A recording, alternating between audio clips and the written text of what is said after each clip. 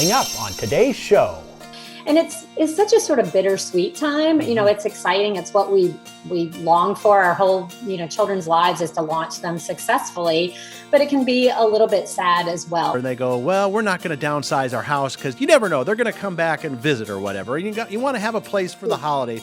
And as I think about that, and I saw my mom and dad do that, and my in-laws do the same thing, and it's the big house does kind of sit for a while. Make it just more important that we're planful about it and thinking ahead and trying to figure out what we're going to do. Organizing for empty nesters today on Keeping You Organized.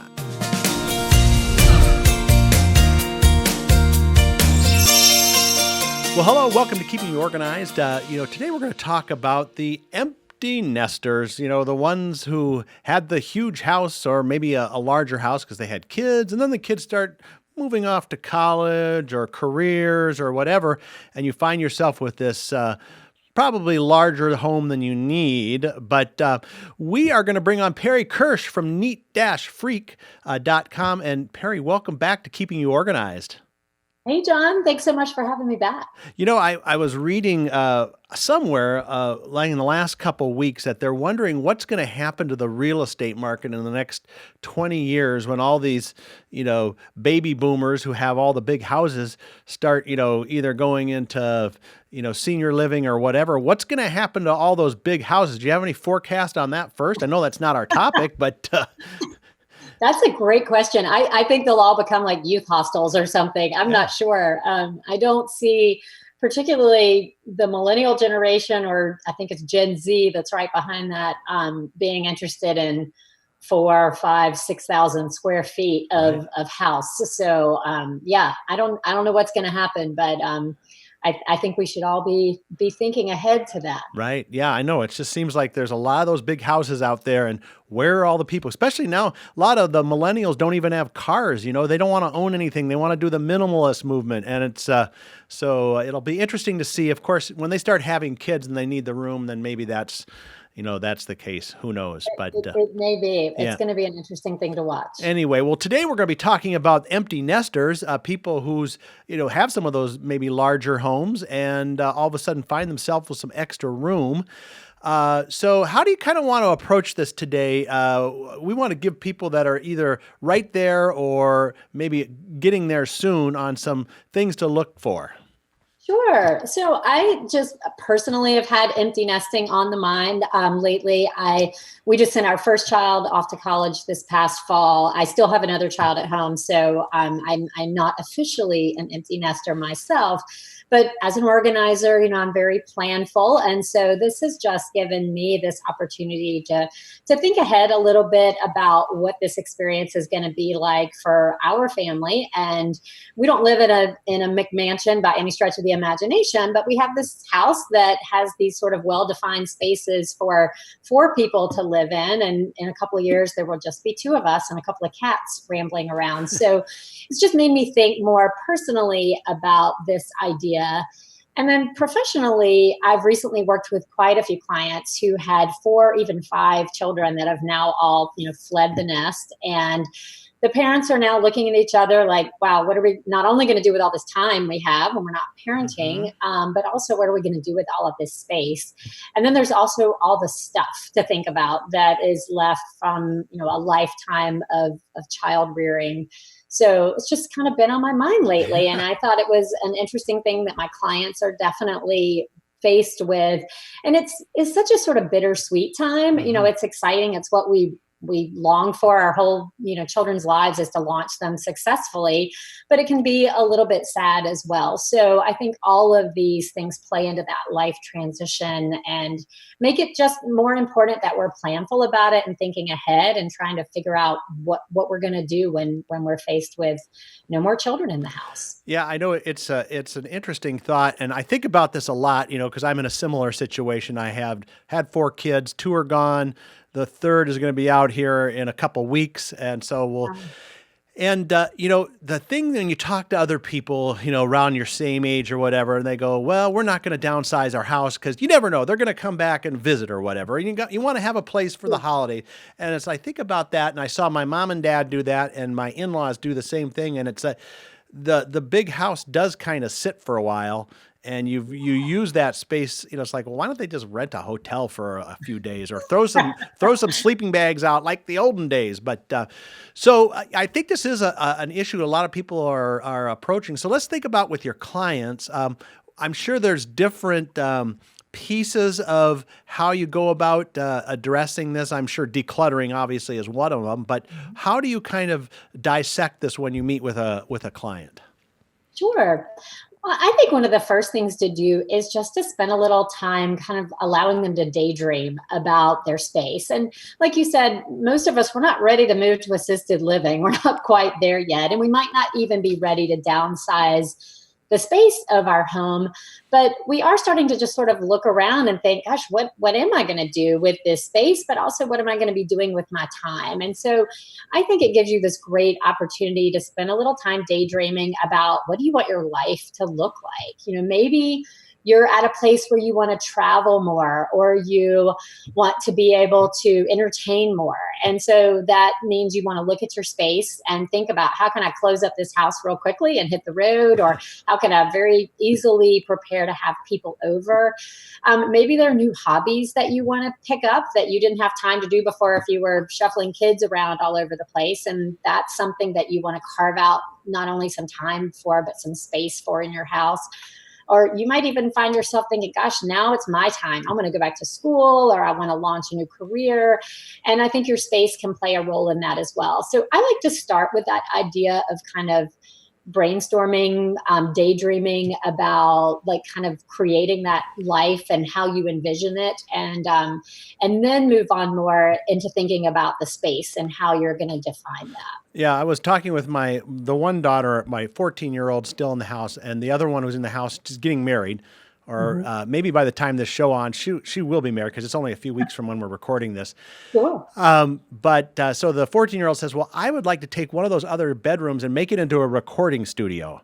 I was like, I love that. Okay, well, that's dreaming. I don't know if her mom will go for that or not, but I think it's kind of a neat idea, actually. And then one of the ones who's already moved out said, well, I'll take that bedroom, and if you just get some nice, furniture in there or whatever, I'll come back and visit more often. It's like, so then you wonder, okay, will you really do that? So anyway, we're faced with some of that, but dreaming, one thing is the daughter that's moving out for, who's getting married, she has got the best bedroom for sunlight. She's in the southwest corner. She's got 2 windows, and I said to my wife, who's got works at home and has a home business, I said, you should make an office up there. I mean, you get all that light in there and stuff like that. We don't need all these bedrooms. So anyway, that's just I can relate to that daydreaming thing because you can use that space for other things.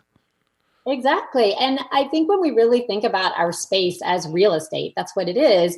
We still have to heat it and cool it and clean it and maintain it and all of that. So thinking about how to create functional space with that, I sometimes go into clients' houses and it's like they've kind of put saran wrap over their kids' room from the way it was in high school. And it looks exactly the same, but it's not really functioning as maybe a guest space or anything else. And I try to encourage them to think about, what could this space be for you? Right. A home office is a great idea. Maybe it could become a home gym if that's something you want to do, or you could, put up some soundproofing, turn it into a recording studio. So there are all kinds of ways to think about that space. And I think sometimes parents will get hung up on the fact that that's going to somehow hurt their child's feelings if they, go in and repurpose their room. But my own personal experience with that, when I left to go to college back in the 80s, I came home probably after my sophomore year, and my parents had taken the wall down between their bedroom and my bedroom and turned my bedroom into 2 big walk-in closets. Wow. And, honestly, I couldn't find myself getting at it because I didn't live there anymore. It wasn't right. And they were, here they were saying, we want to stay in this house for another 10 or 15 years, but it needs to work for us. And so I just parked it in the guest room, which was completely fine because at that point, that's what I was. I was a guest visiting their house. So I think rather than getting too caught up in the fact that our children are going to just be devastated if we change their childhood room, have a conversation with them and let them know, we're thinking about doing this, and this is space that we want to kind of take over, and look at that as a positive transition in your house. Right. I don't think I'm scarred for life. I still thought my parents loved me, so it was okay that they changed that space up, and I was kind of excited to see them taking ownership over all that space and being happy about it. Great. All right. Well, we're going to take a quick break. And when we come back, I want to talk about dealing with the stuff, because I could, that picture of, the saran wrap. I'm thinking about my one daughter who graduated from high school, is in her first year of college. Her diploma is still sitting on her desk there in her bedroom. And it's like, okay, we got to do something about that.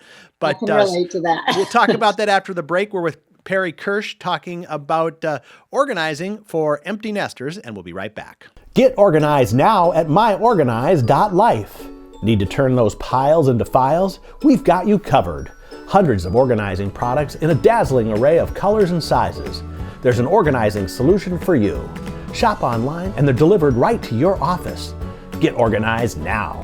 Go to myorganize.life. That's myorganize.life. Get organized now at myorganize.life.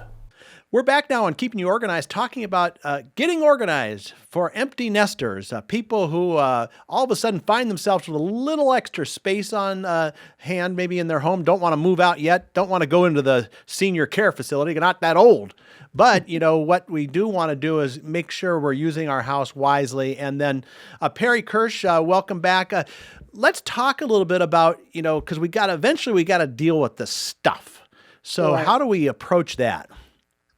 I think it's great to have a conversation with your kids now that they're no longer living there all the time, and just say, we're thinking about transitioning some of this space, but now I got to deal with all the stuff that's from your, birth through 18 years of living in the house. And, just like organizers tend to do, I like to look at it category by category.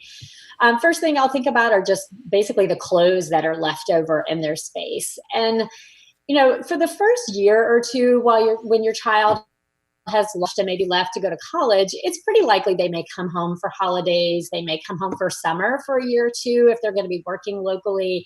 And so they might still technically be living in the house, at least part-time. And so for those years, I think it's okay to let them keep some clothing around. Maybe it's seasonal things that they don't take to college, when it's still warm outside, they leave their heavy coats behind. Or if they've got something like ski equipment or something like that, or ski clothes, they might leave those because they're not using them all the time.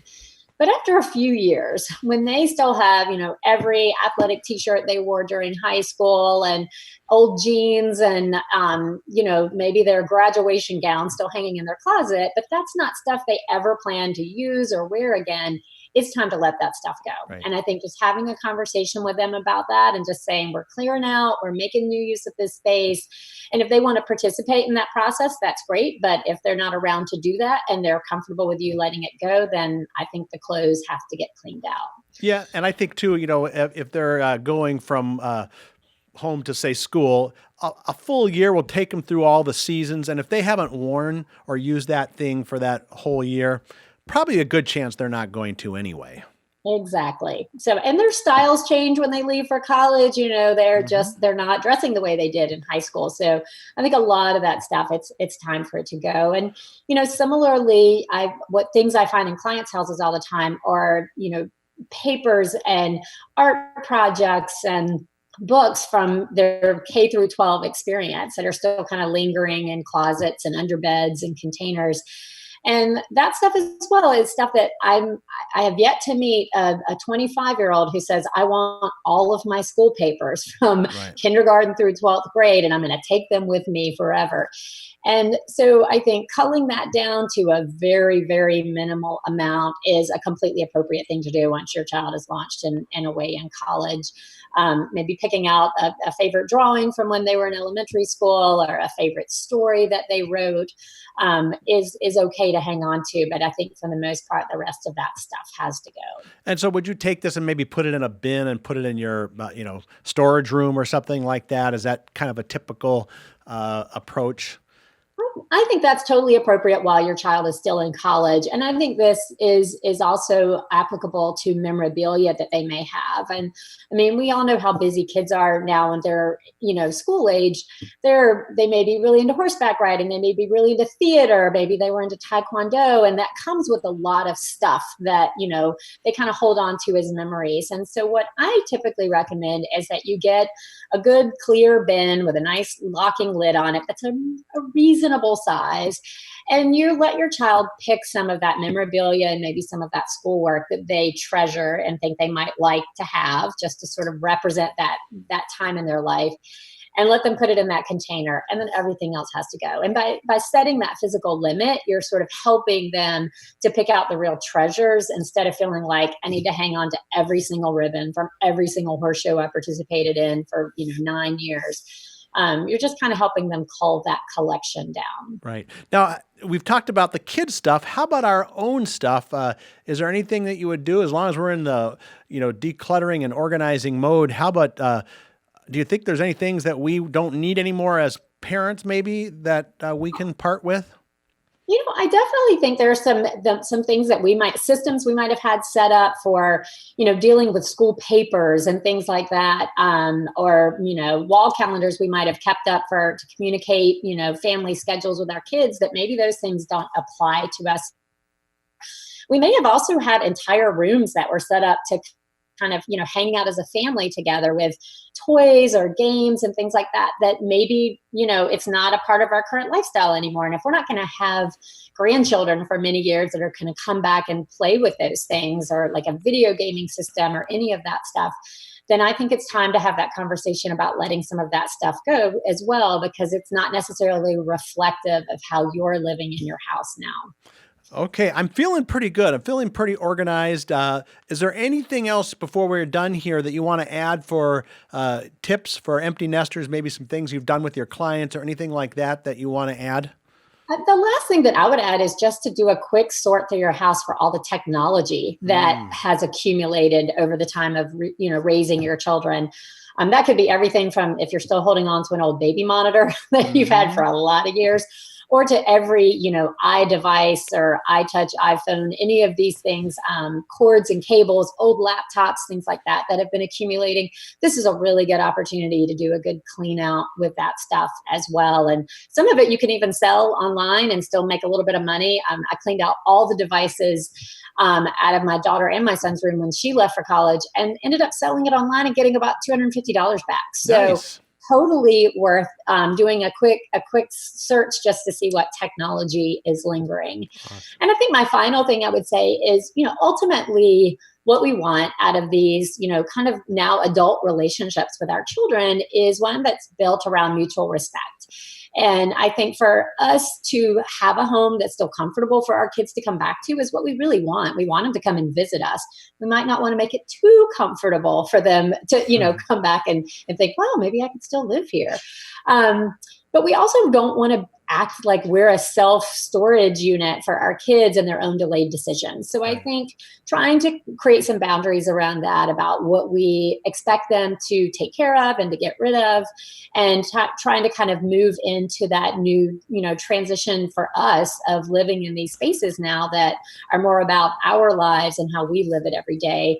And then, I think that also helps us to enjoy our children more as we watch them spread their wings and move on to new things. Yeah. And so, but you probably want to do is get rid of the Barbie, bedspread, and maybe give them a big girl one, huh? Exactly. Something that you could, maybe host other guests in the house and feel like it's a little bit more appropriate in a guest room. Awesome. Well, Perry, before we go, I'll let people know what kinds of services you offer and how they can get a hold of you. Sure. So, I work with primarily residential clients and small business clients. I also work with students, and I help them organize both their space and their time so they can function at their very best. And the easiest way to find me is just through my website, which is neat-freak.com. Awesome. And we'll have that in our show notes as well. Well, Perry, once again, thank you. I'm sure we'll have you back again. Okay, thanks so much. I enjoyed it. All right, folks. Well, listen, now you know what it's like to be an empty nester and some of those things you can look forward to if you're not at that stage yet. Or if you're there, think about these things and maybe create and dream a little bit and get a new space, and then come back next time for Keeping You Organized.